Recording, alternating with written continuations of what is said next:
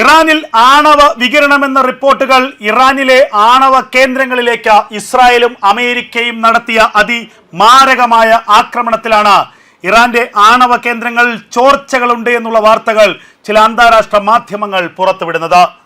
ഇറാനെ സമ്പൂർണമായി നശിപ്പിക്കാനുള്ള ആക്രമണമാണ് ഇസ്രായേലും അമേരിക്കയും നടത്തിക്കൊണ്ടിരിക്കുന്നത്. അതിനിടയിലേക്കാണ് കഴിഞ്ഞ ദിവസം ഇറാനിലെ ആണവ സമ്പുഷ്ടീകരണ കേന്ദ്രങ്ങളിലേക്ക് ഇസ്രായേലിന്റെയും അമേരിക്കയുടെയും ആക്രമണമുണ്ടായത്. അമേരിക്കയുടെ B-2 ബോംബറുകൾ, മാരകമായ ബോംബുകൾ ആ മേഖലയിലേക്ക് വർഷിച്ചു. ഇസ്രായേലിന്റെ നിരവധി ഫൈറ്റർ ജെറ്റുകൾ ഈ മേഖല കേന്ദ്രമാക്കി ആക്രമണം നടത്തി എന്നുള്ളതാണ് പുറത്തുവരുന്ന വാർത്തകൾ.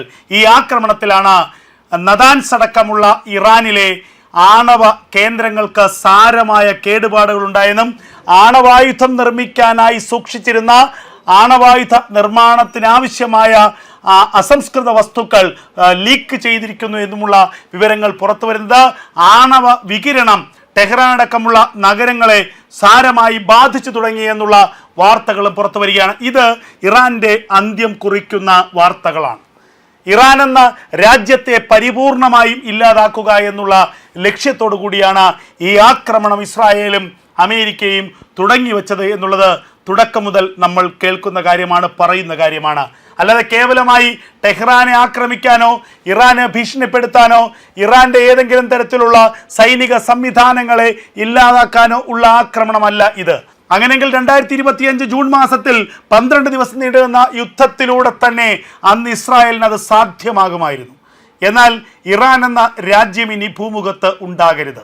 ഇറാൻ എന്ന രാജ്യം ഉണ്ടായാൽ പോലും ഇറാന്റെ നിലവിലുള്ള ഭരണകൂടം ആയത്തുള്ള അലി ഖമീനിയും മസൂദ് പെഷസ്കിയാനും അടക്കമുള്ള ആളുകൾ ഉൾപ്പെടുന്ന നിലവിലെ ഇറാൻ ഭരണകൂടം ഇനി ഇറാനെ ഭരിക്കരുത്.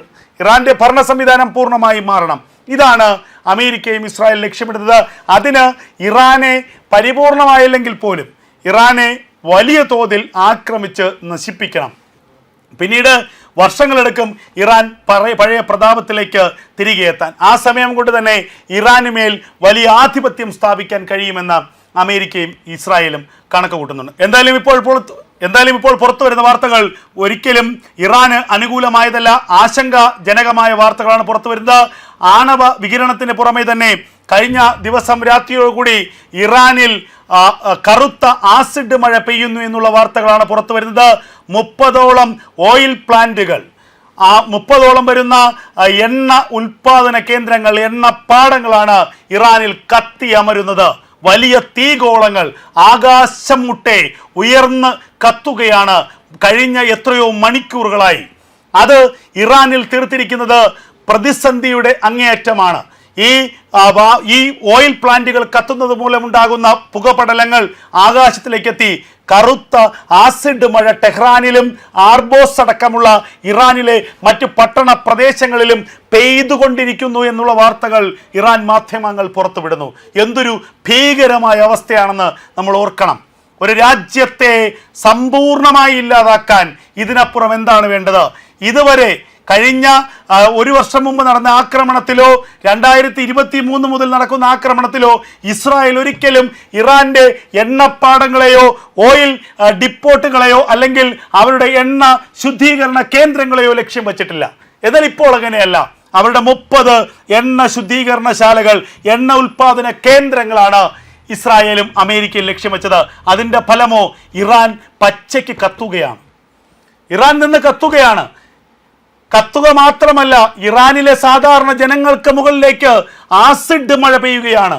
ഈ പുകപടലങ്ങൾ അന്തരീക്ഷത്തിൽ കലർന്നുകൊണ്ട് ആസിഡ് മഴയായി അത് പെയ്തു വീഴുന്നു. ഒരു നഗരത്തിൻ്റെ, ഒരു രാജ്യത്തിൻ്റെ നാശം എത്ര വേഗമാണ് എന്നുള്ളത് നമ്മൾ ചിന്തിക്കണം. ഇതെല്ലാം വരുത്തി വെച്ചത് ആരാണ്? ആയത്തുള്ള അലി ഖമനേയി എന്ന 86കാരനായ പടുവൃദ്ധന്റെ യുദ്ധക്കൊതിയാണ് ഇത്തരം ഒരു സാഹചര്യത്തിലേക്ക് കാര്യങ്ങൾ കൊണ്ടെത്തിച്ചത് എന്നുള്ളതാണ് ഏറ്റവും വലിയ യാഥാർത്ഥ്യം. എന്തായാലും കാര്യങ്ങൾ ഒരിക്കലും ഇറാൻ അനുകൂലമല്ല. ഇറാനെ സമ്പൂർണമായി ഇല്ലാതാക്കാനുള്ള ഏറ്റവും അവസാനത്തെ യുദ്ധമാണ് ഇപ്പോൾ ഇസ്രായേലും അമേരിക്കയും നടത്തിക്കൊണ്ടിരിക്കുന്നത്. ഇറാന്റെ ആണവ കേന്ദ്രങ്ങൾ ആക്രമിച്ചു, ആണവ വികിരണം ഉണ്ടാകുന്നു, ഇറാന്റെ എണ്ണപ്പാടങ്ങൾ ആക്രമിച്ചു, ഓയിൽ ഡെപ്പോട്ടുകൾ ആക്രമിച്ചു. അതിൻ്റെ മൂലം ഇറാനിൽ വലിയ തീ നാളങ്ങൾ, തീ ഗോളങ്ങളാണ് ഉയരുന്നത്. അതിൻ്റെ ഫലമായി വലിയ കറുത്ത ആസിഡ് മഴ ഇറാനിൻ്റെ പ്രധാനപ്പെട്ട നഗരങ്ങളിൽ പെയ്തു വീഴുന്നു. ജനങ്ങളുടെ ജീവിതം തന്നെ ദുസ്സഹമാകുന്നു. ജനങ്ങൾ മരിച്ചു വീഴുകയാണ്.